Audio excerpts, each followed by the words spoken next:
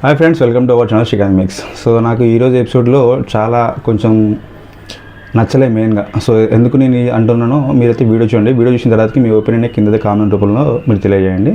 So welcome to our channel Srikanth mix.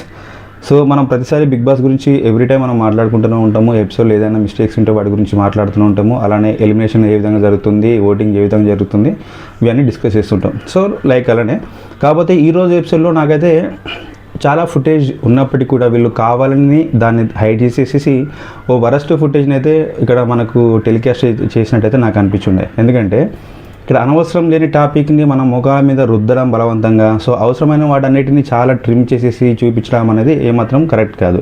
So example అనవసరం ఏదని అనుకుంటే, సో రీతు అలానే demon Pavan, soldier Kalyan, so వీళ్ళిద్దరు ముగ్గురు మధ్యలో సంథింగ్ ఒక ట్రయాంగిల్ లవ్ స్టోరీ లెక్కనే కనబడుతుండే. వాళ్ళ బిహేవియర్ అదే విధంగా ఉంది. సో వీళ్ళ ఫుటేజ్ని నిన్న మనకు అది టెలికాస్ట్ అయిన ఎపిసోడ్ మొత్తంలో మెజారిటీ వీళ్ళదే ఉంటుంది. అది అవసరం లేదు. ఎందుకంటే ఏదైనా కూడా ఒక లిమిట్లో ఉంటే బాగుంటుంది. అది అవసరానికి మించి ఎక్కువైపోద్ది ఏమైందంటే మనకు వాంతులు వస్తాయి మెయిన్గా. సో అట్లనే ఉంది వాళ్ళ ఫుటేజ్ మొత్తానికి. అరే ఏంద్రబాబు ఈ సొల్లు స్టార్టింగ్లో చూపించి ఓకే సంథింగ్ ఏదో నడుస్తుంది అనుకోవచ్చు, మళ్ళీ అయిపోయిన తర్వాత మళ్ళీ దాన్ని రిపీట్గా చూపించుకుంటా వాళ్ళు ఏం ఉండదు. మళ్ళీ అదే చూపులు కలిసిన శుభవేరని ఒక పాట లెక్క వస్తుంటుంది. వీళ్ళ చూసే పద్ధతి చేతులు కలుపుకొని సో చాక్లెట్ ఇవ్వడము, వారిని ఇంప్రెస్ చేయడము, ఇదే ఎవరో నడుస్తుండే. మరి ఎందుకు అంతలా వీళ్ళని హైలైట్ చేస్తున్నారు, బిగ్ బాస్ వీళ్ళకి ఎందుకు అంత ఇంపార్టెన్స్ ఇస్తున్నారో నాకైతే అర్థం కావట్లేదు. మరి మీరు ఒక ఎపిసోడ్ నిజంగా చూసుంటే మీ ఒపీనియన్ని కిందైతే ఒపీనియన్ని మీరు చెప్పండి. సో మెయిన్గా మనం మాట్లాడుకుందాము హరీష్ గారి గురించి. ఇంకోటి చూపించాల్సిన ఫుటేజ్ ఏదైనా ఉన్నదా అని చెప్తే నాకు అనిపించుండే. సో హరీష్ గారు కొంచెం ఎస్టర్డే ఎపిసోడ్తో కంపేర్ చేస్తే ఈరోజు ఎపిసోడ్లో మనకు కొంచెం మారిపోయినట్టు అనిపించిండే. సో చాలా చేంజ్ అయినట్టు, అలానే అందరితోటి మంచిగా కలివిడిగా మాట్లాడుకుంటూ ఉంటుండు. సో అలాంటి పర్సన్ గురించి ఇంకా కొంచెం ఎక్స్ప్లోర్ చేస్తే బాగుండే. సో తను ఏం చేస్తుండో, అసలుకి యాక్టివిటీ ఏ విధంగా ఉంది తనది హౌస్లో, సో ఇలాంటివన్నీ చూపిస్తే అరే చూసే ప్రేక్షకులు కూడా అరే ఇలాంటి పర్సన్ ఇంతలోనే ఇంత చేంజ్ అని చెప్పేసి మనల్ని కూడా కొంచెం రియలైజ్ అవుతారు. సో ఎందుకంటే తప్పు తెలుసుకున్న వాడికి తప్పు చేసి కూడా దాన్ని రియలైజ్ అయిన వాడిని ఖచ్చితంగా మనం గుర్తించాల్సిన అవసరం ఉంటుంది. సో అంటే మన ఓటింగ్ అనేది పక్కన పెట్టింది. కాకపోతే అప్పటి వరకు ఉన్న నెగిటివిటీ అనేది పాజిటివిటీకి క్రియేట్ అయ్యే ఛాన్సెస్ ఉంటాయి అన్నమాట. సో బిగ్ బాస్ వాళ్ళు కూడా దానికి సంబంధించినటువంటి ఫుటేజ్ని ప్లే చేస్తారు దాంట్లో. కాకపోతే మరీ చాలా ట్రిమ్ అవసరం లేదులే, ఇంత అవసరం సరిపోద్ది కదా, ఈ డ్యూరేషన్ సరిపోతుంది తనకు, ఈ ఫుటేజ్ ఎక్కువ అన్నట్టు వీళ్ళు చూపిస్తున్నారు అనమాట. సో అదే నాకు నచ్చలేదు. ఎందుకంటే ఇక్కడ ఆల్రెడీ నామినేషన్లో తను ఏ విధంగా ఫైర్ అయిపోయిండు, ఏ విధంగా ఒక్కొక్కరితో డిస్కషన్ పెట్టుకున్నాడు, ఏ విధంగా మాట్లాడే విధానం మారపకుండా లాస్ట్ వీక్ ఎట్లుండో మళ్ళీ అదే విధంగా నామినేషన్లో మాట్లాడిన విధానము అని నాకు తెలుసులే అని చెప్పేసి ప్రతిసారి మాట్లాడే పద్ధతి ఇవన్నీ చేంజ్ చేసుకొని సో అక్కడ మంచిగా మాట్లాడుతుండు. హౌస్ మేట్స్లో అయితేనే, ఇక్కడ టెనెంట్స్ అయితేనేమి, ఇక్కడ ఓనర్స్ అయితేనే అందరితో బాగా మాట్లాడుతుండు. సో అలాంటి ఉన్నప్పుడు మరి ఎందుకు ఆ పర్సన్కి అంత దూరం పెట్టేసి అవసరం లేదులే ఫుటేజ్ అని చెప్పేసి అనడం అనేది నాకైతే కరెక్ట్ అనిపించలేదు అనమాట. సో చూపిస్తే బాగుండు, ఇంకా హరీష్ గారి ఫుటేజ్ చూపిస్తే మంచిగా ఉండు. ఎందుకంటే బాగాలేనప్పుడు ఆ పర్సన్ బాగాలేడు అంటాము, మంచిగా ఉన్నప్పుడు మంచిగా ఉన్నాను అంటాం. సో ఇది రివ్యూ పద్ధతి. కాబట్టి ఇక్కడ మాకు అనిపించింది అదే చెప్తాం. కాబట్టి సో అలాంటి పర్సన్ గురించి కొంచెం చూపిస్తే బాగుండు. అనవసరమైన టాపిక్ కన్నా ఇలాంటి సిచ్యువేషన్లో హరీష్ గారి గురించి చూపిస్తే బాగుండు. కొంచెం నెగిటివిటీ అనేది బయటికి వెళ్ళే పరిస్థితి ఉండే, అంటే కొంచెం తొలగిపోయేది అనమాట. ఇక మనం టోటల్గా ఎపిసోడ్ గురించి మనం మాట్లాడుకుందాం. సో స్టార్టింగే మనకు ప్రోమో చూపించినప్పుడు రీతు అయితేనే ఇక్కడ కళ్యాణ్ తోటి నీ కళ్ళు పెట్టి చూడాలని ఉంది, సో అది ఇదని చెప్పేసి ఓ సొల్లు డైలాగ్ చెప్పిండే కదా. సో సొల్లే అంటాను డైరెక్ట్, ఎందుకంటే నాకైతే నచ్చలేదు మెయిన్గా వీళ్ళ ఈ ట్రాకే నాకు నచ్చలేదు. సో అదేంటిదంటే కామన్గా తనకు ఇడ్లీ రెగ్యులర్గా తిని బోర్ కొట్టిందట, తనకు వేరేది కావాలి. కాబట్టి ఇక్కడ ఓనర్స్ వాళ్ళకు సపరేట్ వండుకుంటారు కదా, సో అందుకని తనను ఫ్లడ్ చేసే ప్రయత్నం చేస్తున్నాను అనమాట. సో తనను ఫ్లడ్ చేస్తే తన దగ్గర నుంచి ఏదైనా మనం తీసుకోవచ్చు అనే ఆలోచన. ఓకే ఫ్లడ్ చేసుకుంటే ఓకే. మరోవైపు ఇటు డీమన్ తోటి మళ్ళీ ఇంకో ట్రాక్. ఏంద్రా బాబు వీళ్ళు ఏం చేస్తున్నారు, ఫుడ్ కోసం మరి ఇంత దారాలన్నా, ఇంతగా బిహేవ్ చేయాలన్నా, మళ్ళీ ఆమె అంటది మళ్ళీ. సో నాకు ఏం జరుగుతుందో అర్థం కావట్లేదు అని అంటది. మళ్ళీ ఇక్కడ కళ్యాణ్ వచ్చేసి ఏం జరుగుతుందిరా అని చెప్పేసి తను అంటాడు. సంథింగ్ ఏదో జరుగుతుంది, నాకు ఏం కరెక్ట్ అనిపించట్లేదు అని మళ్ళీ ఆమె చెప్తా ఉంటుంది. చెప్పు నేను సాల్వ్ చేస్తా ఆ ఇష్యూని అని చెప్పేసి కళ్యాణ్ మాట్లాడితే, లేదు ఆ ఇష్యూ అట్టనే ఉంటేనే బాగుంటుంది అని చెప్పేసి మళ్ళీ మాట్లాడము. సో ఇలాంటివి నాకైతే ఏం నచ్చలేదు. మెయిన్గా అది రిపీటెడ్గా టెలికాస్ట్ చేస్తున్నారు, వాటి గురించే వీళ్ళ ముగ్గురు గురించే మాట్లాడడం అనేది ఇది నాకు పెద్దగా అనిపించలేదు. ఇదే ఎపిసోడ్ మొత్తం మాట్లాడుకుంటే ఇవే అనమాట. చాక్లెట్ తీసుకుపోయి ఇవ్వడము, డీమాను అక్కడ సంజన దగ్గర నుంచి క్యాప్టెన్ నుంచి చాక్లెట్ తీసుకొని అక్కడ తనకి ఇవ్వడం, దొంగతనంగా ఇవ్వడము. సో తనేమో ఈయనను నా కోసం ఏమైనా చేయగలుగుతావా అని అంటే, సో చేస్తా చెప్పు, నీకేం కావాలో చెప్పు అంటే, ఎలిమినేట్ అవుతావు అంటే ఎలిమినేట్ అవుతా అంటే, లేకపోతే నాకు ఈ వీక్ నువ్వు క్యాప్టెన్ అవ్వు అని అంటే ఓకే నీకోసం నేను క్యాప్టెన్ అవుతా, ఇంకేమన్నా అవుతా అని చెప్పేసి డీమాన్ మాట్లాడము. ఇటు వీళ్ళిద్దరి మధ్యలో చూస్తేనేమో పర్ఫెక్ట్గా ఒకటి సంథింగ్ ఏదో జరుగుతుందో అనిపిస్తుంది. మళ్ళీ మధ్యలో అక్కడ సోల్జర్ కళ్యాణ్ వచ్చేసి తనతో మాట్లాడుతుంటే అరే సంథింగ్ వీళ్ళ మధ్య కూడా జరుగుతుంది కానీ చెప్పేసి మళ్ళీ అనిపిస్తుంది. వీళ్ళిద్దరు ఓకే ఇక్కడ అబ్బాయి కాబట్టి ఓకే, మరి ఇక్కడ ఇదే అమ్మాయి ఇటువైపు ఒక ట్రాక్ ఇటువైపు ఇంకో ట్రాక్ అనేది అది ఏమాత్రం కరెక్ట్ కదా నేను అనుకుంటున్నా. మరి మీరేమనుకుంటున్నారో మీ ఒపీనియన్ కూడా కింద కామెంట్ రూపంలో తెలియజేయండి. సో నాకైతే అది కొంచెం మరీ ఓవర్ అనిపించింది. ఎందుకంటే అవి అంత సీన్ అవసరం లేదు, అంత ల్యాగ్ అవసరం లేదు. ఎపిసోడ్లో కట్టే పెట్టే తెచ్చాను ఎదుగుడు పెడితే కట్టే కొట్టే తెచ్చాను చెప్పేసి అయిపోయి ఉండే.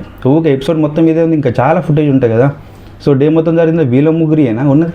14 మెంబర్స్ ఉన్నప్పుడు 14 మెంబర్స్ గురించి చూపించవచ్చు. అక్కడ సుమన్ శెట్టి సంథింగ్ ఏదో వర్క్ చేస్తున్న తనని చూపించవచ్చు. ఏదో ఓకే అరే నీకు పార్ట్ ఇస్తున్నా ఈ పార్ట్ నీది, అరే నీకు పార్ట్ ఇస్తున్నా నీకు ఇదని చెప్పేసి చూపించడం అనేది కరెక్ట్ కాదు. ఒకే పర్సన్ని టార్గెట్ చేయడం, సర్టన్ పీపుల్స్ని టార్గెట్ చేసుకుంటూ వాళ్ళని హైలైట్ చేసుకుంటూ వాళ్ళు అవసరం లేకున్నా కూడా వాళ్ళని ఇంకా పైకి లేపడము, అవసరం ఉన్న పర్సన్స్ని అట్నే ఇంకా లాగా కిందికి తొక్కడం అనేది కరెక్ట్ కాదు. నా ఒపీనియన్ ఇది. మరి మీరేమనుకుంటున్నారో కింద కామెంట్ చేయండి.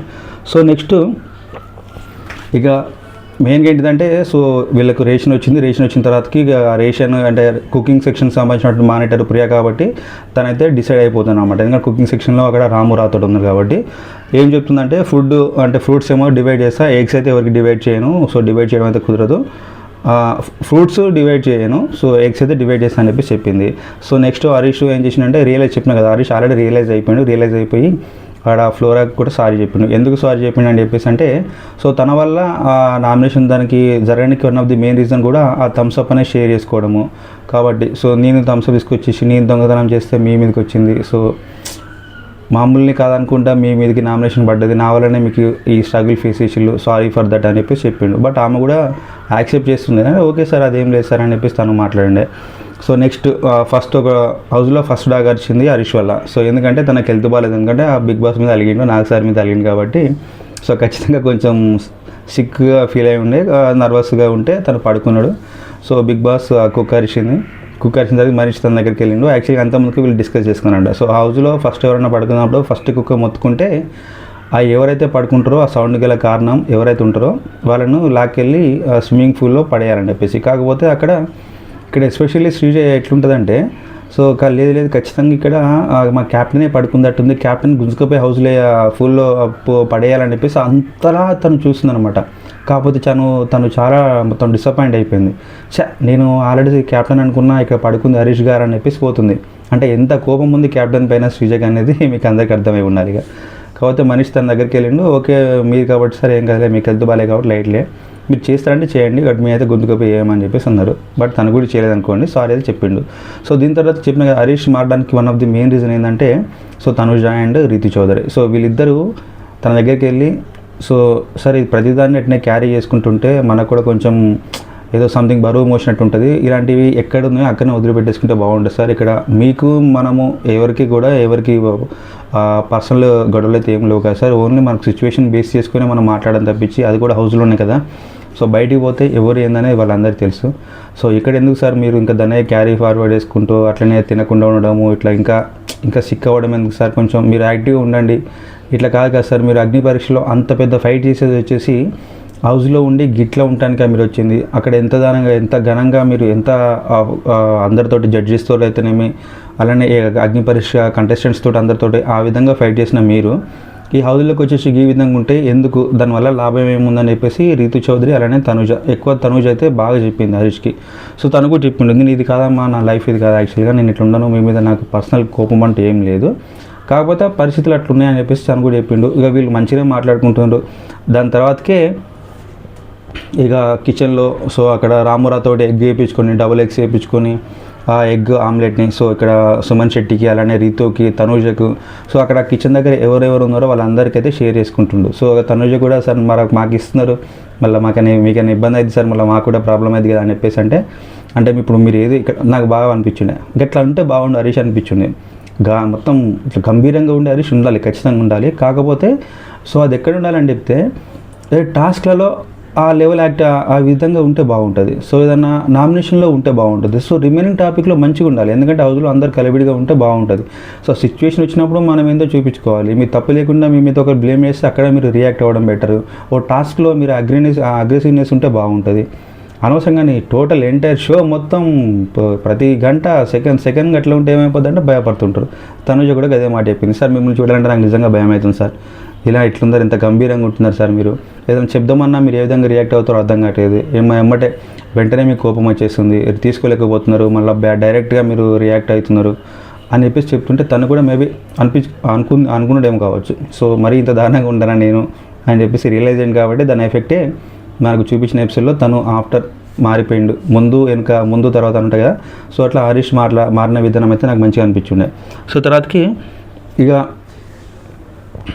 సో ఇక్కడ అలానే సో ఇక్కడ ఇంకేంటిది ఇంకో టాపిక్ ఏంటంటే ఒకటి, సో సంజన గారు కొంచెం అయితే సుమన్ శెట్టి పైన అయితే పగబట్టినట్టు అనిపించిండే. సో కామన్గా ఇప్పుడు ఏంటిదంటే సుమన్ శెట్టికి శశి వర్మ బయటికి వెళ్ళేటప్పుడు ఒక బిగ్ బాంబ్ వేసింది. సో బిగ్ బాంబ్ ఏంటిదంటే హౌస్ మొత్తము 1 వీక్ వరకు క్లీనింగ్ చేయాలని చెప్పేసి. కామన్గా క్లీనింగ్ సెక్షన్ ఏమో అంతకుముందుకు ఇమాన్యుయల్కును రిత్తుకుండే, కాకపోతే తనకి వేయడంతో ఆ రెస్పాన్సిబిలిటీ మొత్తం తనది, అంటే షేరింగ్ ఉండొచ్చు బట్ తను కూడా పని చేసుకుంటూ ఉండాలి.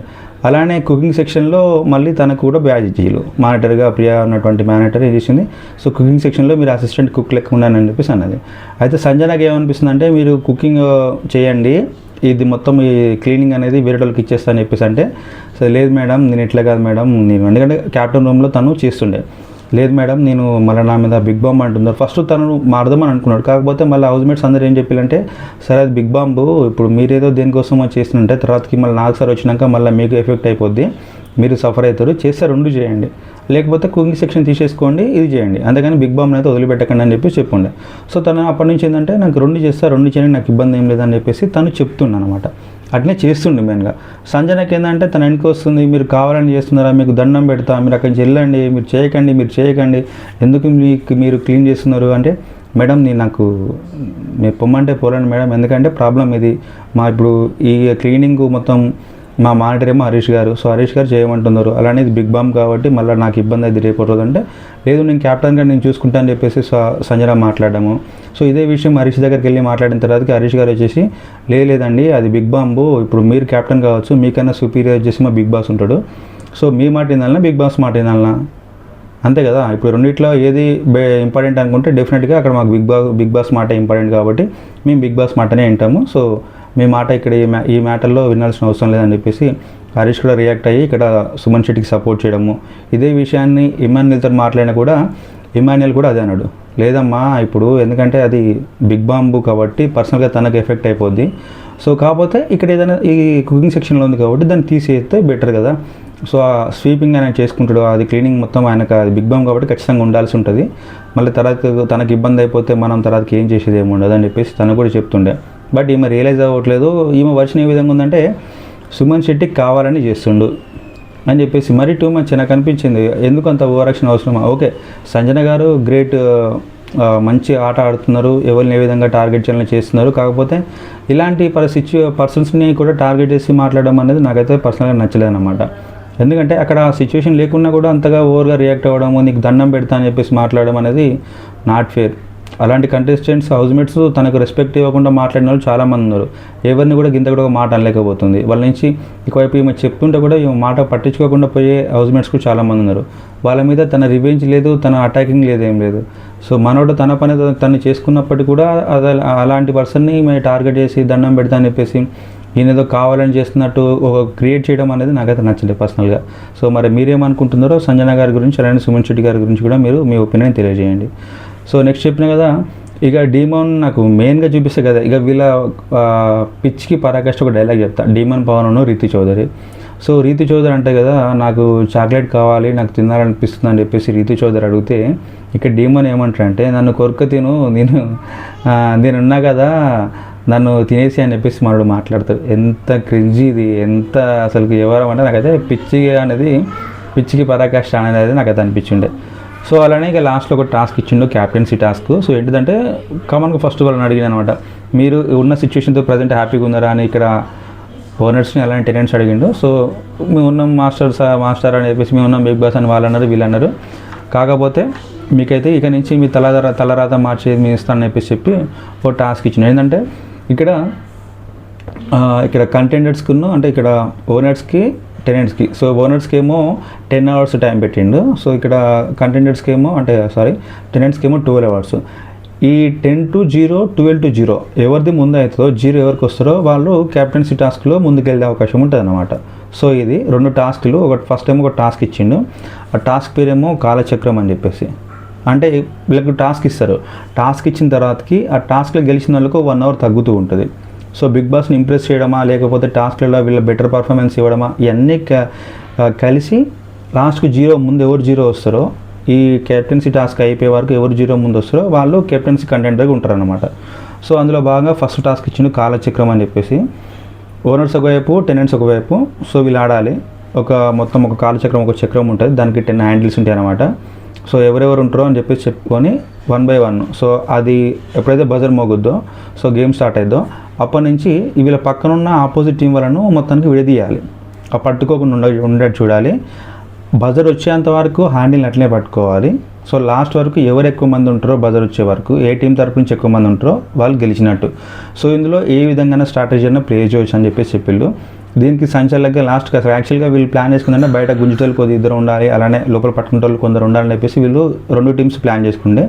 కానీ బిగ్ బాస్ ఏం చేసిందంటే ఖచ్చితంగా ఒక టాస్క్ అనేది ఉన్నప్పుడు డెఫినెట్గా 2 టీంల నుంచి ఒక సంచాలకు ఉండాలి కాబట్టి సో ఆ టీం నుంచి అక్కడ వేరే ప్లాన్ తోటి బయట ఉన్నటువంటి ప్రియా అంటే ఓనర్స్ టీం నుంచి తను సంచాలకు, ఇటు టెనెంట్స్ టీం నుంచి తనుజ గారు ఇద్దరు సంచాలక్స్. సో అలానే బయట లాగనికి ఉండటానికి ఇక్కడ ఓనర్స్ టీం నుంచి భరణి శంకర్, అలానే టెనెంట్స్ టీం నుంచి ఇమాన్యుయల్ ఉన్నాడు. సో మిగతా వాళ్ళందరూ ఇక్కడ మిగతా అందరు లేడీసే. ఇక ఎవరున్నారు, రాము ఉన్నాడు, ఇటు సుమన్ శెట్టి, అక్కడ బయట ఏమో ఇమాన్యుయల్ ఉన్నాడు. సో వీళ్ళు చాలా వీక్. కంపేర్ చేయాలంటే ఆ టీం తోటి వీళ్ళు కంపేర్ చేయాలంటే కూడా ఫిజికల్ టాస్క్లలో టెనెంట్స్ చాలా వీక్ అనమాట. ఎందుకంటే ఇటువైపు ఇక్కడ హరీష్ ఉన్నాడు, డీమన్ పవన్ ఉన్నాడు, అలానే మళ్ళీ కళ్యాణ్ ఉన్నాడు, ఇప్పుడు మళ్ళీ భరణి శంకర్ వచ్చేసిండు, స్పెషల్గా మనీష్ ఉన్నాడు. సో మెజారిటీ వీళ్ళకి 4 మెంబర్స్ వీళ్ళు ఇది ఉంటే అంటే 5 మెంబర్స్ వీళ్ళు మగవాళ్ళు ఉంటే ఇటువైపు ఉన్నది 3. అందులో కూడా సుమన్ శెట్టి వీకే. ఇక్కడ మళ్ళీ ఇమాన్యుయల్ కూడా గట్టిగా పోటీ చేయవచ్చు. ఇక్కడ రామురాతో నుంచి కూడా పెద్దగా అదేం కనబడలేదు. సో ఇలాంటి టాస్క్లలో డెఫినెట్గా వాళ్ళే గెలుస్తారు. సో అదేవిధంగా వాళ్ళే గెలిచిళ్ళు. బజర్ వచ్చేంత వరకు హ్యాండిల్ని పట్టుకొని ఎక్కువ మంది వాళ్ళందరినీ నెట్టేసిళ్ళు. లాస్ట్లో మిగిలింది ఈ టెనెంట్స్ తరపు నుంచి సుమన్ శెట్టి. తనను కూడా డిమాండ్ పవన్ ఏం చేసినంటే లాగే కింద ఎత్తేసిండు. ఎందుకంటే ఏ స్ట్రాటజీ అని అప్లై చేయొచ్చు అని చెప్పేసి బిగ్ బాస్ చెప్పినప్పుడు కామన్, అది పట్టించుకోవాల్సిన అవసరం లేదు, పెద్దగా దాన్ని మనం టార్గెట్ చేయాల్సిన అవసరం కూడా లేదు. సో ఇది మెయిన్గా కాబట్టి వాళ్ళైతే గెలిచిళ్ళు. వీళ్ళకైతే ఒక 1 అవర్ తగ్గుద్ది. సో ఇదనే టాస్క్ అని చెప్పేసి చెప్పినాక ఇదైతే వీడియో. సో నాకు అనిపించింది మెయిన్గా ఎంత చెప్పినాక ఇంత మంచి టాపిక్లు ఉన్న ప్రతిసారి కూడా వీళ్ళంతా పక్కన పెట్టేసి కావాలని వాళ్ళనే ఎందుకు ఇచ్చారనేది నాకైతే అనిపించలేదు. ఆ ట్రాక్ అనేది నాకైతే ఏమాత్రం నచ్చలేదు. చెప్పినా కదా మీకు ఆల్రెడీ ట్రాక్ గురించి. మరి మీరేమనుకుంటున్నారో మీ ఒపీనియన్ కింద అయితే కామెంట్ రూపంలో తెలియజేయండి. వీడియో నచ్చితే లైక్ చేయండి, షేర్ చేయండి. Don't forget to subscribe our channel Srikanth mix.